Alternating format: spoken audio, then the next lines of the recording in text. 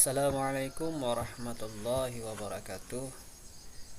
Pada kesempatan ini kita akan membahas atau latihan soal-soal tentang pretest PPG PAI materi Quran hadis.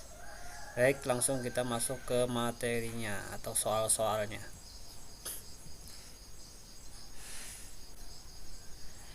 Yang pertama, seseorang menafsirkan atau menakwilkan suatu ayat bisa berbeda pemaknaannya dengan penafsiran atau penakwilan yang dilakukan oleh orang lain.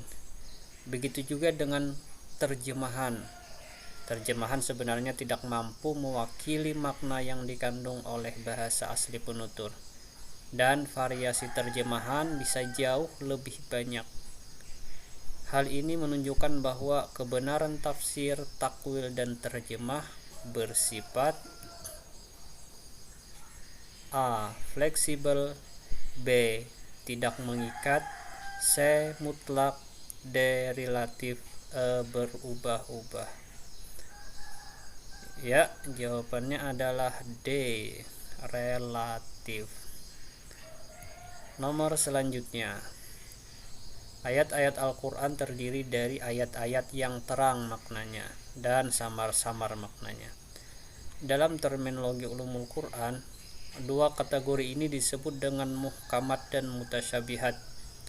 Di antara kriteria atau sifat ayat mutasyabihat adalah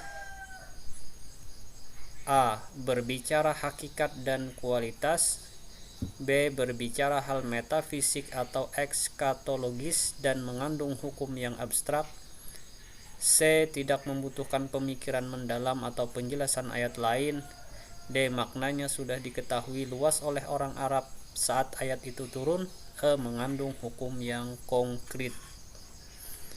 Ya, jawabannya adalah B ya. Berbicara hal metafisik atau ekskatologis dan mengandung hukum yang abstrak. Ya, jadi itu yang termasuk atau kriteria daripada ayat-ayat mutasyabihat. Nomor selanjutnya, terjemah atau pengalih bahasaan sekalipun bukan metode, akan tetapi termasuk upaya untuk memahami ayat Al-Quran. Upaya pengalih bahasaan ini terbagi ke dalam dua jenis, yaitu A. Terjemah harfiah dan tafsiriyah, B. Terjemah tafsiliyah dan ijmaliyah, C. Terjemah harfiah dan tafsiliyah, D. Terjemah ijmaliyah dan tafsiriyah, E. Terjemah tafsiriyah dan tafsiriyah. Ya, jawabannya adalah B ya, terjemah harfiah dan tafsiriyah.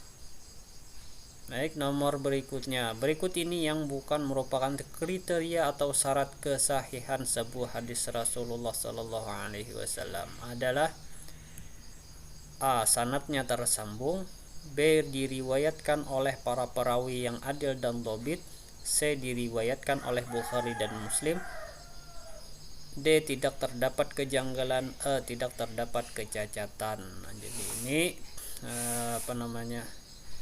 yang bukan merupakan kriteria syarat kesahihan hadis, ya jawabannya adalah C ya, diriwayatkan oleh Bukhari atau Muslim. Nah, kalau sanadnya tersambung itu termasuk syarat dari kesahihan suatu hadis. Ya, kemudian diriwayatkan oleh perawi yang adil dan dhabit. Nah, kemudian tidak terdapat kejanggalan, kemudian tidak terdapat kecacatan. Nah, jadi itu semua merupakan syarat atau kriteria atau syarat dari kesahihan suatu hadis. Kemudian nomor 5, sebagai sumber hukum Islam, Al-Quran mengandung banyak ketentuan-ketentuan dan hukum-hukum, hanya saja beberapa ketentuan atau hukum tersebut masih bersifat global dan bahkan hanya dasarnya saja. Fungsi hadis sebagai sumber hukum Islam kedua dapat menetapkan hukum yang tidak terdapat dalam Al-Quran. Nah, fungsi ini disebut dengan A. Bayan takrir, B. Bayan ta'kid, C. Bayan tafsir, D. Bayan tasyri', E. Bayan nasakh. Ya, jawabannya adalah D ya, bayan tasyri'. Nomor berikutnya, kualitas hadis bermacam-macam seperti sahih, hasan, dan dhaif. Di antara hal yang menyebabkan sebuah hadis berkualitas dhaif adalah A. Tidak terdapat illat, B. Tidak terdapat syadz, C. Diriwayatkan oleh perawi yang adil. D. Diriwayatkan oleh perawi yang memiliki kualitas kedhabitan yang tidak sebaik kualitas sahih. Terputus sanadnya. Ya, jawabannya adalah yang ya, terputus sanadnya. Kemudian nomor selanjutnya, ketika seorang mufasir menjelaskan makna kata dengan mengambil pendapat sahabat Ibnu Abbas tentang yu'minuna, mereka mengimani, dimaknai yusaddikuna, mereka membenarkan. Maka pendekatan yang dilakukan adalah A. Ijmali, B. Bil ma'sur, C. Tahlili, D. Bi ar-ra'i, Bi al-isyar. Ya, jawabannya adalah B ya, bil ma'sur. Nah, jadi itu pendapat yang dimaknai. Baik, nomor selanjutnya, perhatikan pernyataan berikut ini. Nomor 1, mempunyai ruang lingkup yang luas. Nomor 2, dapat memasukkan berbagai ide apapun ke dalam pemahaman Al-Quran. Yang ketiga, dapat melihat Al-Quran dari berbagai aspek secara komprehensif. 4, dapat mendayagunakan anugerah akal secara optimal untuk menalar Al-Quran sebagai bentuk syukur.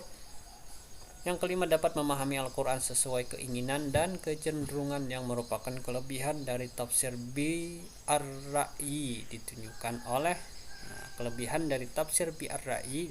oleh nomor A 1, 2, dan 3, B 2, 3, dan 4, C 3, 4, dan 5, D 1, 2, dan 5, E 1, 3, dan 4. Ya, jawabannya adalah E 1, 3, dan 4. Nomor selanjutnya, dalam menafsirkan Al-Quran, mufasir menjelaskan ayat-ayat Al-Quran dengan mengkaji pendapat para ulama tafsir, kemudian membandingkan antara satu kitab tafsir dan kitab tafsir lainnya. Dalam istilah ulumut tafsir, metode ini dikenal dengan sebutan A. Tafsir isyari, B. Tafsir muqarran, C. Tafsir tahlili, D. Tafsir maudhu'i, E. Tafsir ijmali. Ya, jawabannya adalah B ya, tafsir muqarran. Oke, nomor 10. Bermurah hati adalah sikap yang sangat dianjurkan oleh Al-Quran, bahkan telah sangat jelas dicontohkan oleh Nabi kepada seorang Yahudi yang buta yang selalu memakinya. Berikut ini yang bukan merupakan alasan pentingnya sikap bermurah hati terhadap sesama adalah A. Manusia sebagai makhluk sosial, B. Manusia tidak bisa hidup sendiri, C. Terdapat hak orang lain dalam rezeki kita, D. Menunjukkan kemampuan diri, E. Asas tolong menolong. Ya, jawabannya adalah D. Menunjukkan kemampuan diri sendiri.